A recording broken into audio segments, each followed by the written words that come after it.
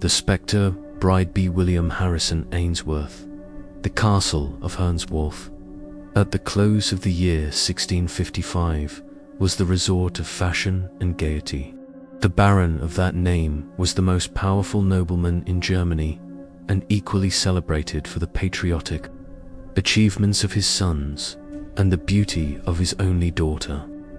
The estate of Hernswolf, which was situated in the center of the Black Forest, had been given to one of his ancestors by the gratitude of the nation and descended with other hereditary possessions to the family of the present owner.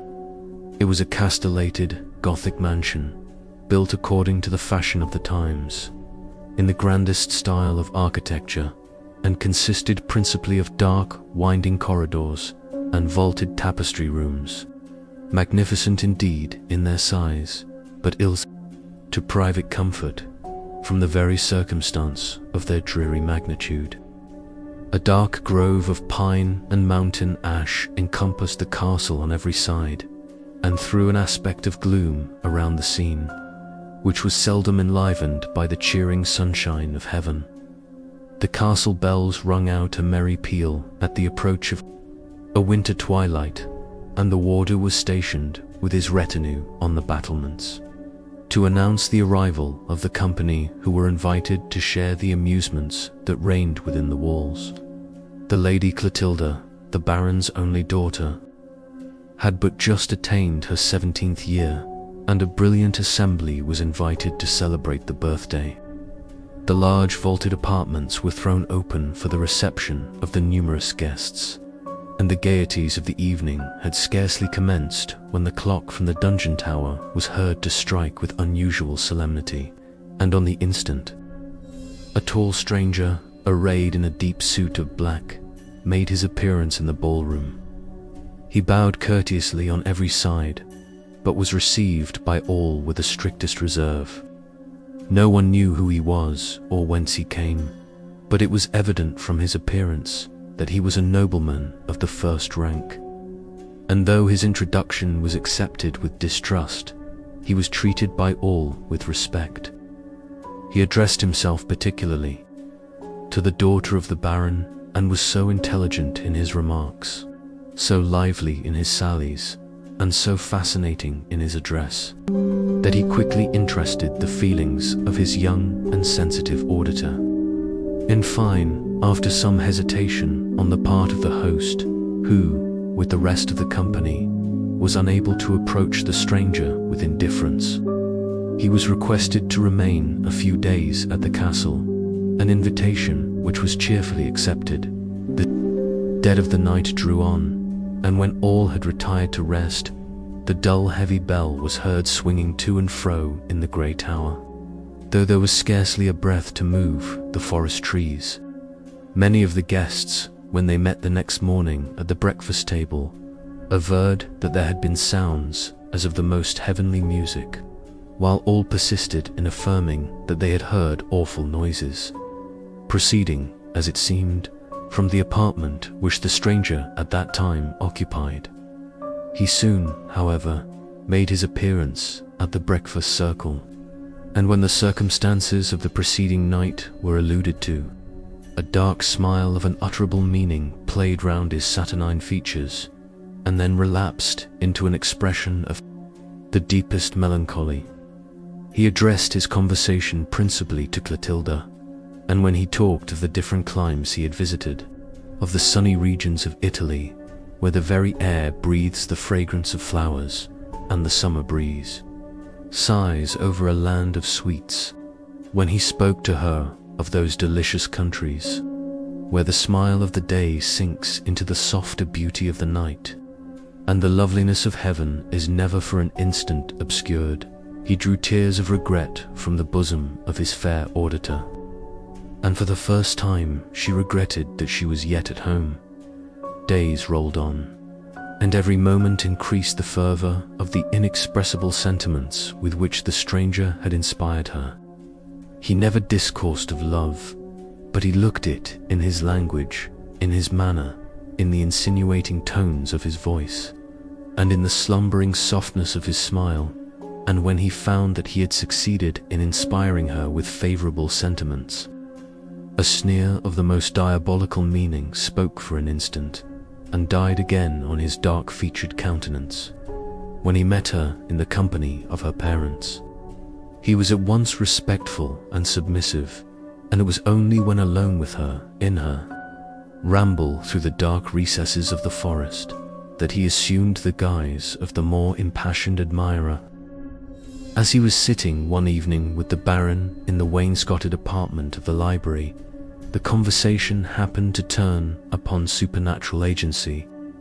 The stranger remained reserved and mysterious during the discussion, but when the Baron, in a jocular manner, denied the existence of spirits, and satirically mocked their appearance, his eyes glowed with unearthly luster, and his form seemed to dilate to more than its natural dimensions. When the conversation had ceased, a fearful pause of a few seconds, and a chorus of celestial harmony was heard pealing through the dark forest glade. All were entranced with delight, but the stranger was disturbed and gloomy. He looked at his noble host with compassion, and something like a tear swam in his dark eye. After the lapse of a few seconds, the music died gently in the distance, and all was hushed as before. The Baron soon after quitted the apartment, and was followed almost immediately by the stranger. He had not long been absent when an awful noise, as of a person in the agonies of death, was heard, and the Baron was discovered stretched dead along the corridors. His countenance was convulsed with pain, and the grip of a human hand was visible on his blackened throat. The alarm was instantly given. The castle searched in every direction, but the stranger was seen no more. The body of the Baron, in the meantime, was quietly committed to the earth, and the remembrance of the dreadful transaction, recalled but as a thing that once was, after the departure of the stranger, who had indeed fascinated her very senses, the spirits of the gentle Clotilda evidently declined. She loved to walk early and late in the walks that he had once frequented, to recall his last words, to dwell on his sweet smile, and wander to the spot where she had once discoursed with him of love. She avoided all society and never seemed to be happy but when left alone in the solitude of her chamber. It was then that she gave vent to her affliction in tears, and the love that the pride of maiden modesty concealed in public burst forth in the hours of privacy. So beauteous, yet so resigned was the fair mourner, that she seemed already an angel freed from the trammels of the world, and prepared to take her flight to heaven. As she was one summer evening rambling to the sequestered spot that had been selected as her favorite residence, a slow step advanced towards her. She turned round, and to her infinite surprise discovered the stranger. He stepped gaily to her side, and commenced an animated conversation. "You left me," exclaimed the delighted girl, "and I thought all happiness was fled from me forever.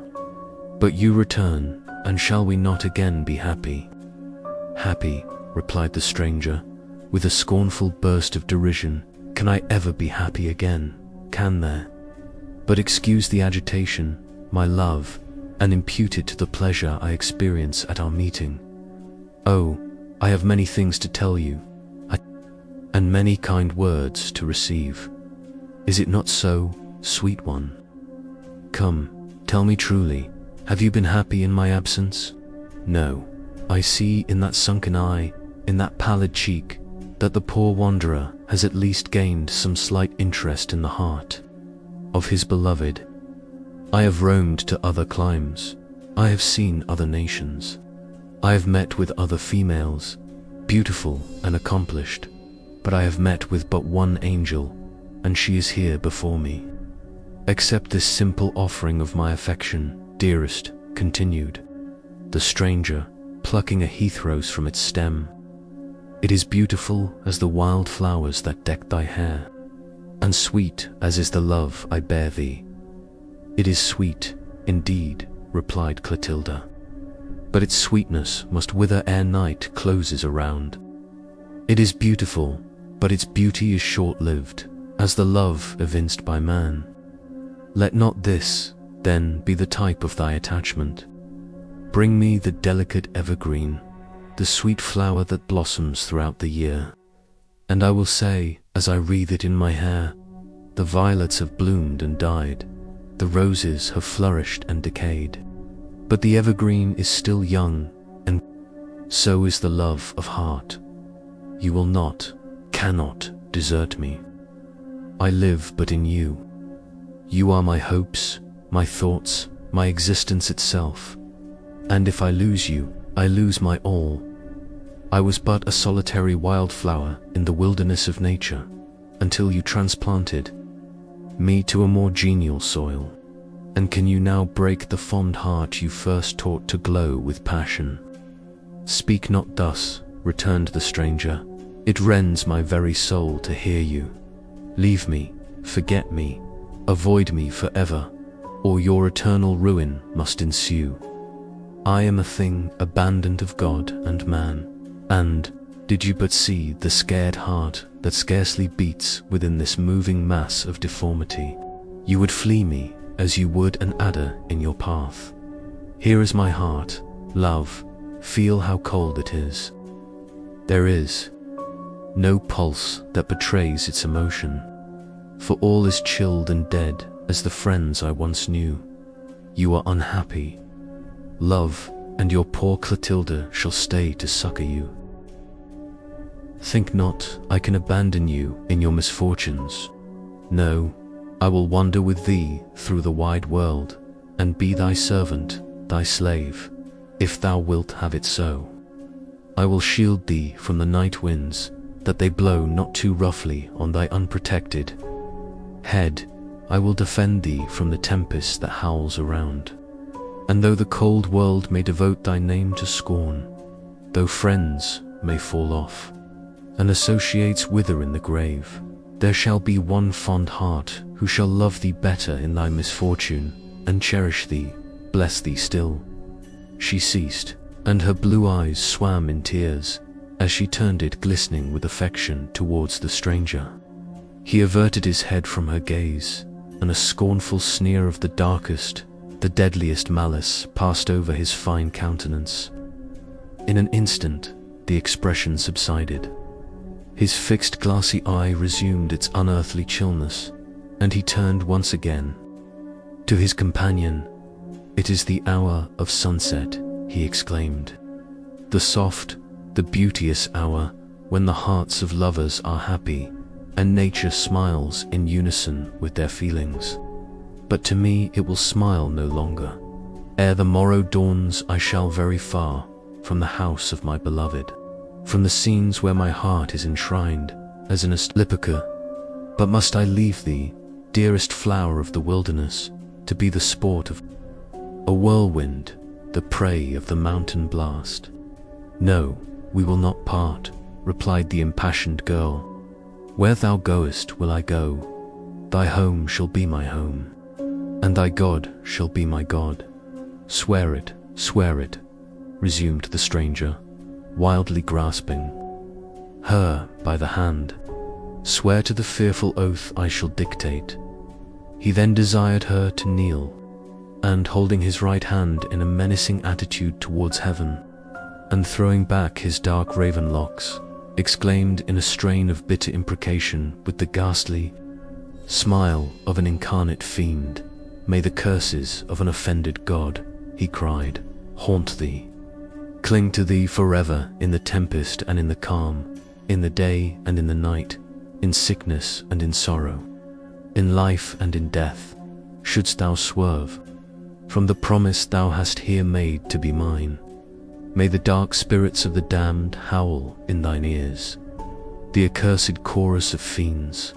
May the air rack thy bosom with the quenchless flames of hell. May thy soul be as the lazar house of corruption, where the ghost of departed pleasure sits enshrined, as in a grave, where the 100-headed worm never dies, where the fire is never extinguished. May a spirit of evil lord it over thy brow, and proclaim, as thou passest by, this is the abandon of God and man.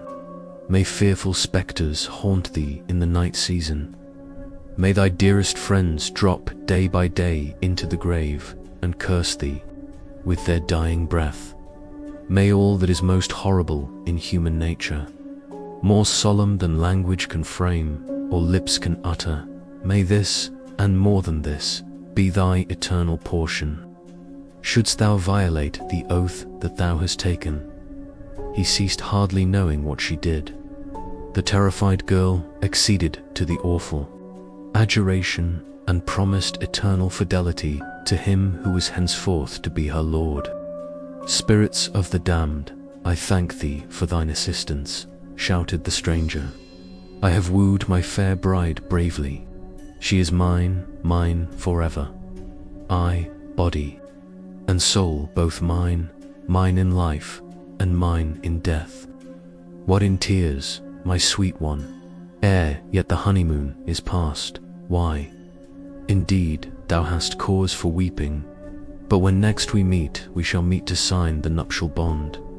He then imprinted a cold salute on the cheek of his young bride, and softening down the unutterable horrors of his countenance, requested her to meet him at 8 o'clock on the ensuing evening in the chapel adjoining to the castle of Hernswolf. She turned round to him with a burning sigh, as if to implore protection from himself. But the stranger was gone. On entering the castle, she was observed to be impressed with deepest melancholy. Her relations vainly endeavored to ascertain the cause of her uneasiness, but the tremendous oath she had sworn completely paralyzed her faculties, and she was fearful of betraying herself by even the slightest intonation of her voice or the least variable expression of her countenance. When the evening was concluded, the family retired to rest, but Clotilda, who was unable to take repose from the restlessness of her disposition, requested to remain alone in the library that adjoined her apartment. All was now deep midnight. Every domestic had long since retired to rest, and the only sound that could be distinguished was the sullen howl of the bandog as he bayed. The waning moon. Clotilda remained in the library in an attitude of deep meditation. The lamp that burnt on the table where she sat was dying away, and the lower end of the apartment was already more than half obscured. The clock from the northern angle of the castle tolled out the hour of 12, and the sound echoed dismally in the solemn stillness of the night. Sudden, the oaken door at the farther end of the room was gently lifted on its latch, and a bloodless figure, apparelled in the habiliments of the grave, advanced slowly up the apartment. No sound heralded its approach, as it moved with noiseless steps to the table where the lady was stationed. She did not at first perceive it, till she felt a death-cold hand fast grasped in her own, and heard a solemn voice whisper in her ear, "Clotilda." She looked up. A dark figure was standing beside her. She endeavored to scream, but her voice was unequal to the exertion. Her eye was fixed, as if by magic, on the form which slowly removed the garb that concealed its countenance, and disclosed the livid eyes and skeleton shape of her father. It seemed to gaze on her with pity and regret, and mournfully exclaimed, "Clotilda, the dresses and the servants are ready. The church bell has tolled, and the priest is at the altar. But where is the affianced bride? There is room for her in the grave, and tomorrow shall she be with me." "Tomorrow," faltered out the distracted girl. "The spirits of hell shall have registered it, and tomorrow must the bond be cancelled." The figure ceased, slowly retired, and was soon lost in the obscurity of distance. The morning evening arrived, and already, as the hall clock struck 8, Clotilda was on her road to the chapel. It was a dark, gloomy night, Thick masses of dun clouds sailed across the firmament, and the roar of the winter wind echoed awfully through the forest trees. She reached the appointed place. A figure was in waiting for her. It advanced and discovered the features of the stranger. "Why, this is well, my bride," he exclaimed with a sneer, "and well will I repay thy fondness." "Follow me," they proceeded, together in silence through the winding avenues of the chapel until they reached the adjoining cemetery. Here they paused for an instant, and the stranger, in a softened tone, said, "But 1 hour more, and the struggle will be over." And yet, this heart of incarnate malice can feel when it devotes so young, so pure a spirit to the grave. "But it must be," he proceeded, as the memory of her past love rushed on her mind, "for the fiend whom I obey has so willed it. Poor girl, I am leading thee indeed to our nuptials, but the priest will be death, thy parents the mouldering skeletons that rot in heaps around, and the witnesses to our union the lazy worms that revel on the carious bones of the dead. Come, my young bride, the priest is impatient for his victim."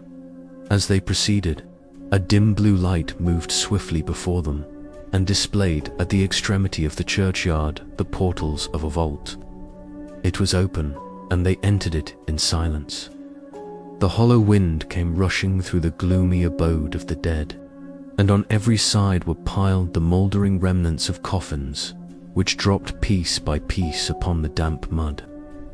Every step they took was on a dead body, and the bleached bones rattled horribly beneath their feet. In the center of the vault rose a heap of unburied skeletons, whereon was seated a figure too awful even for the darkest imagination to conceive. As they approached it, the hollow vault rung with a hellish peal of laughter, and every mouldering corpse seemed endued with unholy life.